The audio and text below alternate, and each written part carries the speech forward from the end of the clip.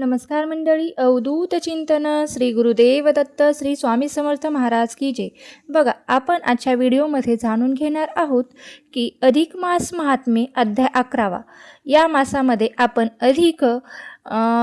अधिक महिन्यातील 11वा अध्याय जाणून घेणार आहोत. अधिक मासामध्ये जर आपण अधिक मासाची पोथी पठण केली किंवा श्रवण केली किंवा ऐकली तर आपल्या आयुष्यातील दुःख, दारिद्र्य, गरिबी ही दूर होते. तसेच अधिक मासाचे पुण्यफल देखील आपल्याला प्राप्त होत असते. त्यामुळे तुम्ही व्हिडिओ स्किप न करता शेवटपर्यंत ऐका. श्री अधिक मास महात्म्य अध्याय 11. श्री गणेशाय नम. ओम नमो जी गौरी वंदना. शिवपुत्रा श्री गजवदना. मोदक प्रिया मूषक वाहना. कार्यारंभी तुझ नमो. दुजी नमिली ब्रह्मनंदिनी. सरस्वती शब्द स्वामिनी. कवित्व गुणाची त्रात्री तुझ माऊली नमस्तते. श्री गुरुराया दयासागरा. घाल कृपेचा विंझन वारा. हे लेखनी चालो भराभरा पूर्णत्वाच्या दिशेने. अच्युता केशवा माधवा. अधिक मासाचा महिमा गावा. सकलांशी तो निवेदावा. हीच कामना मनात. नारद पुसती नारायणाशी. निघून जात दुर्वास. ऋषी काय विचार करती मानसी. झाली विप्रकन्या ती. ऋषी सांगती ब्रह्मपुत्रास. कन्या मेधावती ती खास. आचरती झाली स्वतपास. श्रद्धायुक्त शिवाच्या. करी ती शिवास प्रार्थना. माझ्या हातून घडला गुन्हा. मान न दिला गुरुवचना. घडला प्रमाद अक्षम महा. तरी आता दीन दयाला. तूच घालून पाठी मला. होई रक्षिता भक्तवत्सला. हीच चरणी विनवणी. एक अनन्य भक्ती माझ्या मनात करते. वस्ती सदैव सतत म्हणून त्या श्रीहरिप्रती. मन मान्य करीना माझे. म्हणून महत्व अधिकाचे. श्रेष्ठ न वाटे पुरुषोत्तमाचे. तू असता दैवतांचे. पुण्य कोणास का पूजू. तू असता माझा कैवारी. मज न प्रिय वाटे हरी. नको भक्ती ती व्याभिचारी. स्वार्थ लाभ कारणे. तू शिवशंकर भोळा. कैलासाचा राणा भळा. सर्पमाळ तुझ्या गळा. तनु तेजस्वी भस्माने. शिव शिव शिव जपता नाम. सफल होतील सर्व काम. अंती लाभे कैलास धाम. तुझ्या शिवचरणाशी. भले बुरे आता माझे. तुझ पहावे कैलासनाथ. ऐसी विनवणी करून मनात. प्रारंभ केला तपाशी. एक नारदा ती विप्रकुमारी. कशा प्रकारे तप करी. ग्रीष्मकाळी अग्नी चहू फेरी. प्रदीप्त करून बैसली. शिशिर मासी नदी पात्रात. उभी राही गळ्यापर्यंत. ध्यान तिचे न विचलित होत. काही केल्यास तपाचे. शिव ध्यानाचा लागला ध्यास.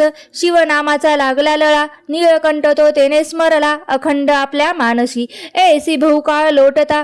चिंता वाटे अमरनाथा. भयभीत झाल्या देवदेवता. तिच्या तपोबलाने. ऋषी मुनी योगीवर. तिचे कौतुक करती फार. मनती ऐसे तपथोर. नाही आम्ही देखिले. धन्य धन्य ती मेधावती. स्वतःच्या प्राणाची देत आहुती. जिंकू पाहू कैलासपती. भोळा भक्ती भावाने. श्रीकृष्ण सांगती धनंजयाला. तिचे तप जप कळसाला. संतोष झाला सदाशिवाला. धावला दर्शन द्यावया. तिच्या सन्मुख प्रगट होत. काय बोलिला कैलासनाथ. उघड लोचन बघ साक्षात. आलो तुझ्या भेटाया. आम्ही देव भक्ताधीन. तुझी करिता आमचे चिंतन. तुम्हा वाचून एकही क्षण दुर्वा असह्य आम्हाशी.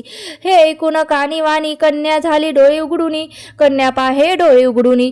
तो त्या नीलवर्ण प्रकाशाने. दीपले नेत्र साक्षात. जे ध्यान चित्ती चित्तारले. तेच समोर उभे ठेले. पाहता नेत्र पाझरले. प्रेमाश्नू झरा झरा आले. उठोनी ती मेधावती झाली. सत्वर चरणी धरती. चरण धरती. देह कुरवंडीला पायाप्रती. शिवार्पण मनोनिया. शिवे पाठीवरून हात फिरवता. झाली रोमांचित काया तिची. थरथरती वाणी झाली अबोल. शिवदर्शने तोशिली. बाळाश्रम भार सारा निर्मला. ऐकुनी करीती झाली स्तवना. मानस पूजा करीत असे भक्तीने भरले अंतकरण तिचे. वाचेने चाले शिवस्तवन. हात जोडून करी वंदन. मने कल्याण करावे आदिनाथा. शिवशंकरा दयाळा. तुझ्या कृपेचा विंझन वारा. घालूनी मम अंतरा. तूच सुखवी दिन दयाळा. मी न जाणे माझे हित. मी मूढ अज्ञानी पतित. आधार तुझाच मजप्रत. आहे या संबंध जगतात. मला न माये बाप बंधू बहीण. नाही मज लागून कोणी करणार रक्षण. तुझ्या वाचून दयाल उपेक्षांता. तूच आश्रयदाता. तूच एक उमाकांता. तुझ्यावरती भरोसा आता. तारिशिका मारिशी. तूच मला ऐकुनी नम्र प्रार्थना. दया उपजली शिवराया मनात. तो मने दर्शन देणे आलो तुझ प्रत. तू घोर तपाचरण करून जिंकलेस माझे मन. आता देण्यास वरदान आलो आहे बालिके. तरी जे काही तुझ्या मनात मागे आहे ते वरदान मी पूर्ण करीन. समोर पाहता भव्य मूर्ती थांबली. भांबावली ती मेधावती. पत्नी दे पती दे पती दे. झाली म्हणती 5 वेळा ती बाळा. शिवही तथास्तु म्हणाले. त्याचे त्यांनाच हसू आले. 5 पती तुझला बाळी मिळतील पुढील जन्मात. मेधावती झाली आश्चर्यवती. म्हणे देवा, काय 5 पती मिळणार मला? हे कैलासपती, हे न जग विपरीत. शिव म्हणती मेधावतीला, तूच वर तो 5 वेळा मागितास ला मला. नाही कसे म्हणू तरी तेच सत्य होणार. 5 पती ते शूरवीर पुढील जन्मी तुझं मिळणार. विधी लिखित हे असे महाबलाढ्य क्षत्रिय वीर. 5 वीर तुझं वरणार. 5 तू पत्नी होणार. सत्य हे त्रिवार. एकूण त्या शिववचनात शंकित झाले तिचे मानस. 5 पती एका पत्नीस हे तर जण विपरीत. एका नारीचा एक पती हीच असता जगरीती. 5 मी पत्नी उमापती कशी मान्य होणार का? शिव म्हणती आशीर्वचन असत्य न होई जाण. शिव म्हणती आशीर्वचन असत्य न होई जाण. पुढील जन्मी तुझं लागून पती 5 मिळतील. 5ची राणी असशील तरी सौख्य भोगशील. रानावनात तू फिरशील असूनही ही साम्राज्ञानी. याचे कारण तू अहिरले. दुर्वाशे ते शब्द भले मानिले नाही पुरुषोत्तमाला. जो का प्रिय अम्मास हरिहरात तुझ्या हातून भेद घडला आहे, म्हणून त्याचे फळ निश्चित जाणं भोगावे ते लागेल. तरी तू माझी केलीस भक्ती, माझी कृपा तुझ्यावरती, म्हणून ठरशील भाग्यवती. आचरिता त्या व्रता ब्रह्मद नारणी पुराणीतील बालिकेस शिव अभिवचनाचा अध्याय. अधिक मास अध्यायाचा महात्म्याचा पूर्ण येथे झाला. अरुण विनवणी करी खास स्वीकारा प्राकृत रचनेस 11वा अध्याय हा हरिचरणास प्रेम भावे समर्पितो. इति श्री ब्रह्मद नारद पुराणी अधिक मास महात्मे मेधावतीला शिव अभिवचन नाम 11वा अध्याय समाप्त. श्री कृष्ण चरणार्पणमस्तु. आता या अध्यायाचा आपण मराठी भावार्थ काय आहे ते पाहूया.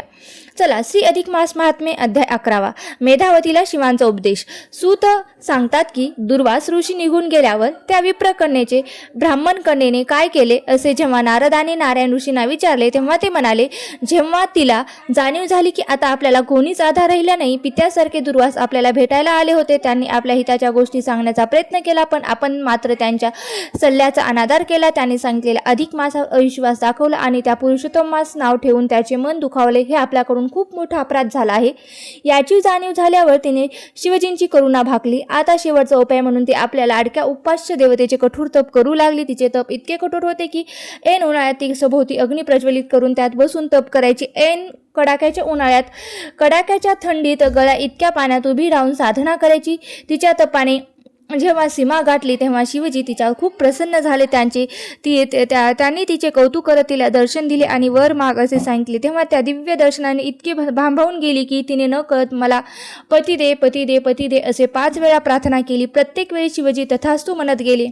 त्यांनी तिला सांगितले, तुला पुढील जन्मी 5 पती मिळतील. हे ऐकून ती आश्चर्यचकित झाली आणि म्हणाली, देवा, ही गोष्ट तर जगा विपरीत आहे, पूर्णपणे वेगळी आहे. ती लोकांना कशी मान्य होणार? त्यावर शिवजी म्हणाले, हे विधिलिखित आहे आणि हे सत्य होणारच आहे. पण त्याचबरोबर तुला हेही सांगतो की तू या जन्मातही वनवास भोगशील. नंतर कृष्ण कृपेने जेव्हा तू पुरुषोत्तमाची आराधना करशील तेव्हा तुला पुन्हा सर्व राजवैभव प्राप्त होईल. तू हरी विष्णू आणि तू हरशिव यांच्यात भेद केलास. तू हरी विष्णू आणि हरशिव यांच्यात भेद केलास. त्यांना कमी जास्त लेखलस म्हणून तुला हे सर्व भोगावे लागणार आहे. तरी सुद्धा तू माझी भक्ती केलेली असल्याने भविष्यात तुझे कल्याणच होईल असे सांगून शिवची अंतर्धान पावतात. इथे ब्रह्मद नारणी पुराणातील मेधावतीतला शिवजींचे अभिवचन नावाचा अधिक मास महात्म्यातला 11वा अध्याय पूर्ण होतो. तुम्हाला जर हा अध्याय आवडला असेल, कथा जर आवडली असेल आणि चॅनलला लाईक करा, सबस्क्राईब करा आणि आपल्या मित्र परिवारासोबत नक्की शेअर करा. व्हिडिओ शेवटपर्यंत पाहिल्याबद्दल अगदी मनापासून तुमची मी खूप खूप आभारी आहे. धन्यवाद. श्री स्वामी समर्थ. जय जय स्वामी समर्थ. ओम नमो भगवते वासुदेवाय नमः. ओम नमो भगवते वासुदेवाय नमः. ओम नमो भगवते वासुदेवाय नमः.